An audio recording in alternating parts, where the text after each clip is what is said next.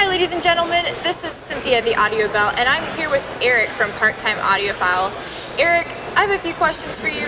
First question, where are the young people? I'm looking around Axpona and I'm seeing people that are my parents' age, my grandparents' age, but where are the young people? Well, I think the young people, when it comes to the show, I don't think they're necessarily reached by the advertisements. We had Record Store Day this weekend, so I know Saturday was probably going to be a bigger pull for the record stores, and I think that that's a conflict of interest with some of the audio shows. But when I go to other audio shows, young people do come with their parents sometimes. The young people, the reason I think they're not here is because it's cost prohibitive to even shop the hi-fi industry. There's a lot of what we call entry-level product, but I still think that it's somewhat out of reach for a lot of the young people. And I also think that mentorship is not a key component of the hobby like it should be. There's a lot of audiophiles here that aren't passing on the interest in the hobby or even some of the philosophy of active listening versus passive. Why do you think that is? I don't know. I think it's because, I don't know. I think it's just too much forward thinking and too much... What's in it for me? Yeah, not even what's in it for me. It's just that they didn't think that they would have to pass it on. I think a lot of audiophiles assumed that why isn't everybody into music? They wouldn't figure that they would need to be the saviors of the hobby itself. Right. And I think that that's what we're missing a lot of is people that are actively working to maintain the hobby, cut down on vitriolic arguments and forums. Because there's a lot of times where I want to bring people into the hobby, but I would never send them to an audio forum. I would never send them to an audio group on Facebook and say, go join that group. Because they'll be gone in a month.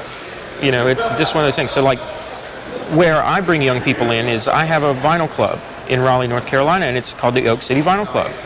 And the idea behind that is that we have young vinyl collectors, anywhere between 19 and 40, and the focus is on vinyl. It's a good format that everybody's accustomed to, but it's high res in the terms of what people look for in high res now. Yeah. And we have record parties and listening parties, and we bring in entry-level systems of $7,000 to $17,000 stuff, and we bring in nice equipment, and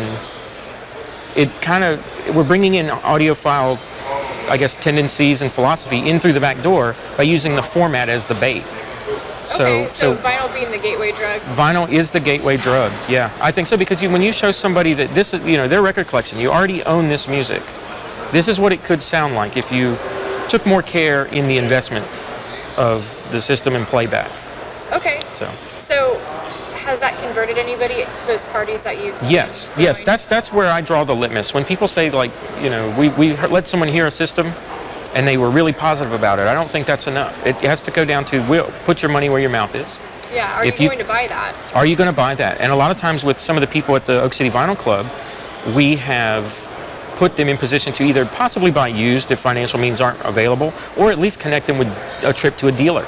We've done that where we haven't actually held our vinyl night at a dealer, but that's possibly one of the things we're going to do in the future, because every time I bring in components that are really good, people say, yeah, this is awesome. And then if I bring in something a little less amazing, they're saying, no, can you bring back the other stuff and we'll do that next week or whenever we do it next month? Yeah. So I keep telling them, I said, no, we can go even bigger, badder, just to get an idea of what really, really high-end sound is all about. Now, do a lot of people in my vinyl club of relatively normal people have the means to buy it? No.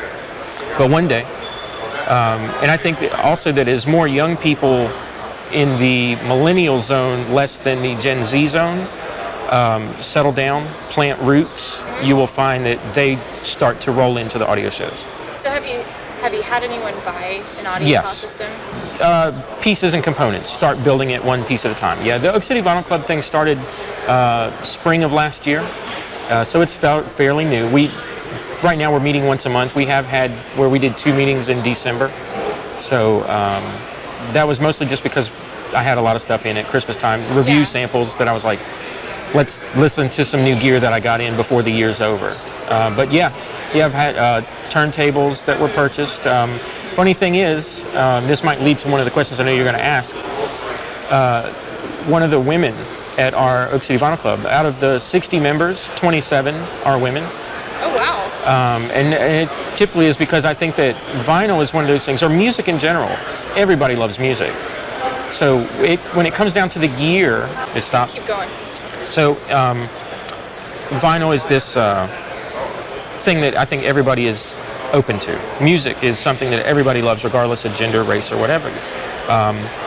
And yes, on the gear side, the technical side of things, a lot of the men and boys gravitate towards these technical pieces and components. It's kind of, the hobby is not so much listening to the music, is listening to the gear. That's a fact that we have to deal with. Whereas the women in our club, they love listening to the music. They want to have the experience, the emotional reaction of it, the social reaction of that.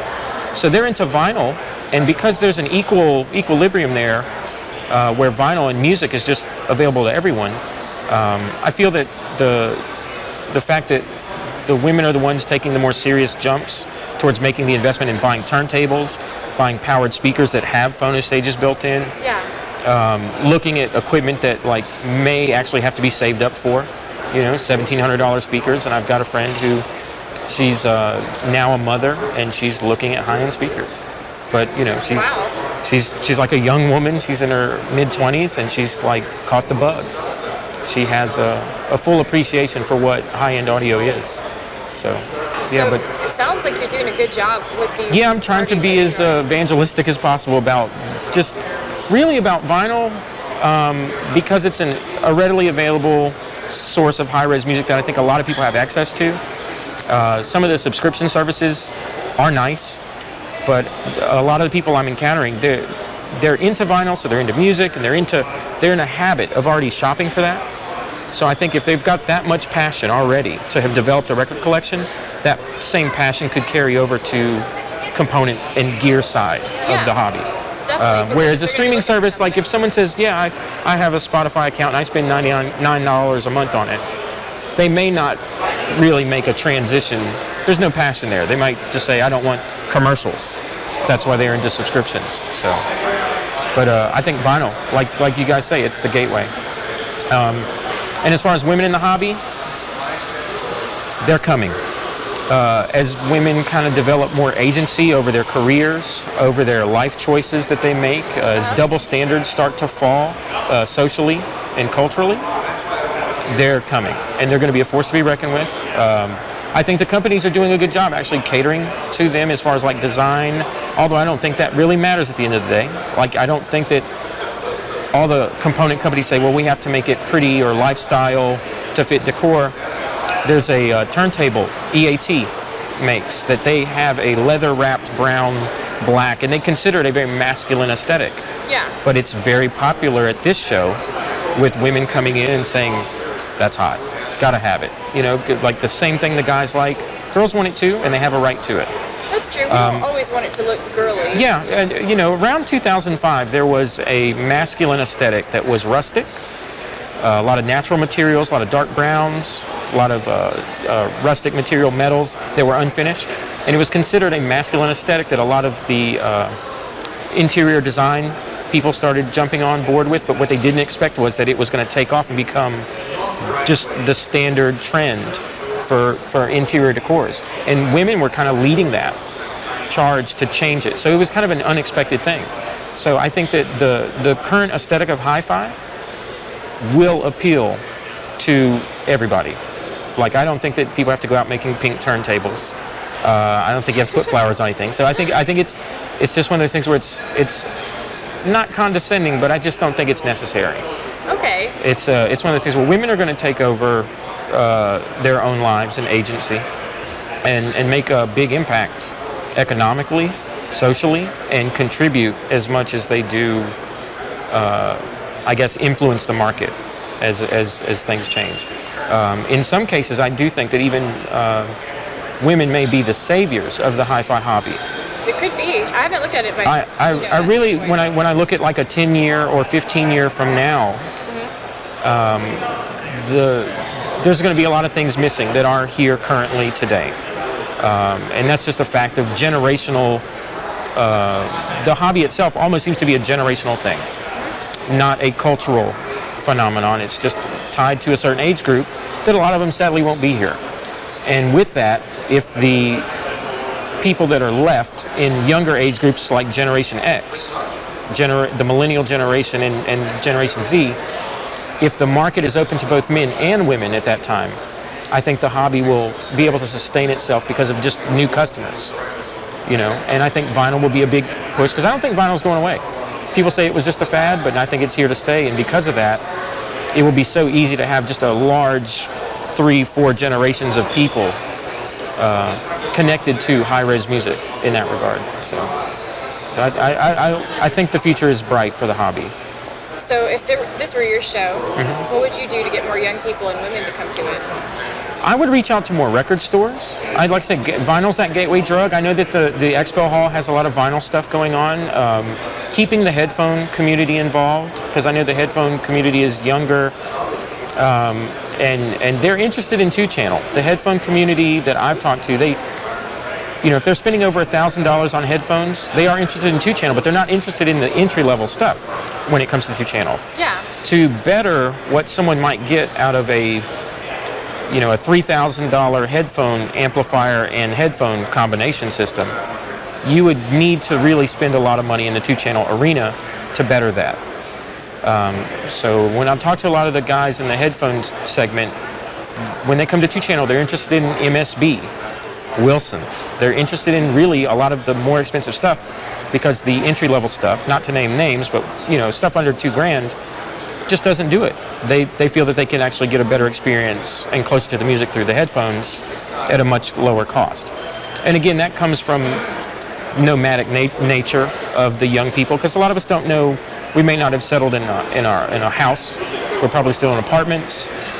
Job situation may be a little bit more nomadic as we're on the rise. Student debt. Families aren't established yet. A lot of young people are waiting longer to get married. But when people settle down, they have this record collection, they have headphones, they're into music, they're going to want to get a 2-channel system. So those guys are going to make the move. And I think that we're going to be surprised at the level that they're going to want as far as high quality sound and what they're willing to pay for it. Because it's, everybody I talk to, it's just they only like the really, really good stuff here at the show in 2-channel terms. Yeah, they do. And I see that, and it's way too expensive. It is, but I think as people start to settle in, and as I think that a lot of things will stabilize as far as like price increases. I don't think in 10 or 15 years that there's going to be a lot of price difference between what you see now in the hobby and what's coming. So I think that wages and how we think about money will change faster in the world than we will see it in the hobby as far as prices are concerned. Okay. Continuing with the question of like how do we bring more people in if it was my show, radio stations. I know it sounds silly, but just having other media channels come in other than Audiophile Press, other media channels like local newspapers, getting them involved, news stations, just different avenues. Your local news stations tend to cover anything and everything that's going on in town, even if it's a bake sale half the time. But you would think that you would hear about something as large as this. You would think. I've seen street festivals with food trucks get tons of press coverage in the real world, as I like to call it, and there's nothing from here. So I think it just comes down to marketing and partnerships. Like I say, partnerships with record stores, which I know exhibit sometimes in the expo hall, and maybe even partnerships with things that are outside of the hobby but are still considered luxury goods. Cars even, bringing in the brands like Mercedes and BMW that more or less have the same customers we're looking for. Planting roots, extra income, into nice things. I think that would be a way to bring the younger high-end ready segment in and get more immediate results. But in the long term, 10 to 15 years, sticking with vinyl. I mean, it's just that gateway drug, I think. And we need to invest more in advertising, is what you're saying. Yeah, advertising is in general, for most businesses, it should be your highest paid employee. Yeah. It's one of those things where you can't rely on word of mouth. You can't rely on internet forums. You really need to put money towards good advertising venues where it will catch eyes. And that's the thing, I see a lot of mid-fi components getting advertised in various ways, but I never see high-end components getting advertised. Well, and a lot of that because this industry is a small business industry. Even some of the most esoteric product you see here, it is a mom and pop operation. There's not a lot of people behind it. And sadly, like when I talk about that 10 to 15 year period where we're going to see a lot of brands not exist anymore, possibly, it's because it's a mom and pop operation where who do they pass it down to? If the children aren't into running the company, let's say like VPI, Harry passed on the company to Matt. With D'Agostino, I think Adrian could take over and do anything with that company that she wants to. So I mean, it just depends on who's around. It's a these are small businesses.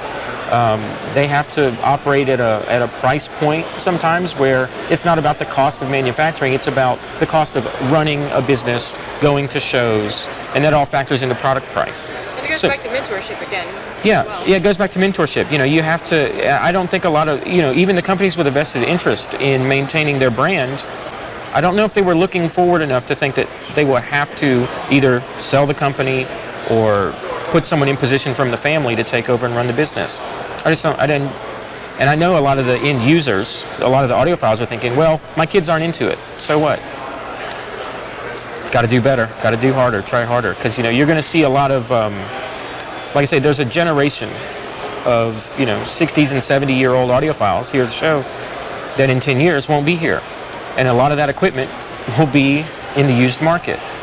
And a lot of it's really good, but we don't know how that's going to change potential new purchase product. We have to crack the code. Yeah, I mean, with the flood of the market having all this used equipment, I don't know what that'll do for the future economy of this industry. And also with even the companies that stay successful, if there aren't enough manufacturers to attend a show like this, let's say half the speaker manufacturers are gone in 10 years due to just aging out. I don't know if that's enough. What's remaining is enough to allow a show like this to continue. It would have to get smaller or go regional. And in that case, I don't even know if it's enough to keep a dealer network going or, other online channels. If the industry has to maintain a certain size to stay economically viable, even though it's a lot of separate small entities, that stuff matters. Because otherwise, if everything gets too small, everything gets more expensive.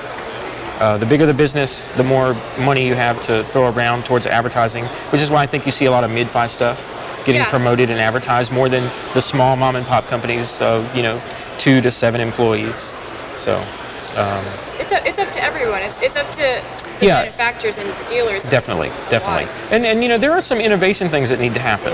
I think that a lot of the hi-fi companies are still building things the way they want to and have without change for a long time, and possibly not embracing enough of, I guess, the new market or how people listen to music. There's a lot of companies innovating and changing the way they do things, app integration, like with Rogers Fidelity. Now it's not just volume knobs and pots. You're dealing with an app to interface with their product. It looks classic, but it's as high tech as you could possibly get. But I just think some things will have to change. Not necessarily lifestyle products where you have like these all-in-one systems. I'm finding that a lot of the young people who are getting into hi-fi 2-channel, they don't want all-in-ones. They don't want everything crammed in one box. They want to be able to piece a system together. They want a preamp, save up, get a good DAC, save up, get an amp, save up, get a better amp, so they can change out components. So they kind of want the hobby as it was. So in a sense, there's missteps being made sometimes. I think in some companies looking to homogenize and consolidate what hi-fi is into one-box solutions. I don't know if that's necessarily the right way to go, because it kind of paints you into a corner or a dead end where you have to throw out the entire one-box system when you want to upgrade. So. Yeah, I've seen a lot of people going towards modular or all-in-one systems. Yeah. Anything modular where even like, an integrated app that has a DAC card or a phono card that can be removed and installed with a new updated version, that's ideal. Anytime you can piece those things out and keep it into a small box, that's good. But again, like I still think that eventually, when the audiophiles that we are hoping will come from 2-channel come in, or from headphones per se, they will come in and want actually separate components for everything. I'm always a fan of separates. Yeah. So I'm optimistic. I think things are going to be fine. I hope. I hope. Well, thank you so much for doing this interview No problem. with me, Eric. No problem. Thank you.